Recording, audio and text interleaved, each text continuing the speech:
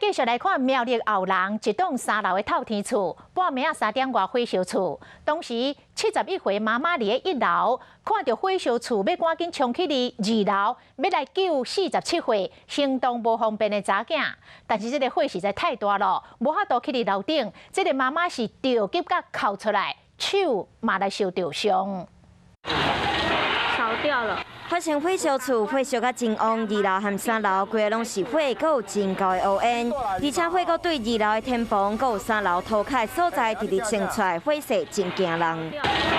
一对母仔囝住伫透天厝内底，消防队赶到现场，赶紧用水线来灌救，阁有做防护，家伫1楼70岁妈妈救出来，伊真惊吓嘛，真着急，因为47岁行动不便的查某囝要吊伫2楼的阳台。我要去救就袂当去，就袂救拢骹拢烧落去，要烧出落。妈妈哪讲哪哭，伊当时想要冲去2楼救查某囝，却因为火伤旺，无法度上楼。伊的双手当时真激动，嘛，互火烧着伤。我楼骹，我是楼骹。嘿，啊，你听啥？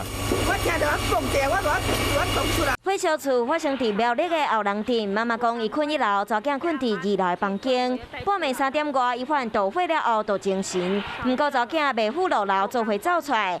查囝后来避去2楼的对外阳台，不过当时火烧甲真旺，查囝嘛烫着伤，嘛因为高温伫阳台昏去。那受困者当时在阳台待救，我们消防人员到场架梯把他给救下来。目前我们水线已经部署到2楼的起火层灭火中。消防队后来用长推去甲伫2楼昏去的查囝救出来。查囝的骹手拢有大面积的二级受伤，互送去病院抢救。查囝看到妈妈受伤，真唔甘嘛，真自责。希望查某囝会当赶紧恢复意识。有事没事赶紧转开华视，还没有订阅华视的 YouTube 频道吗？赶紧按赞、订阅、开启小铃铛，我们华视 YouTube 见。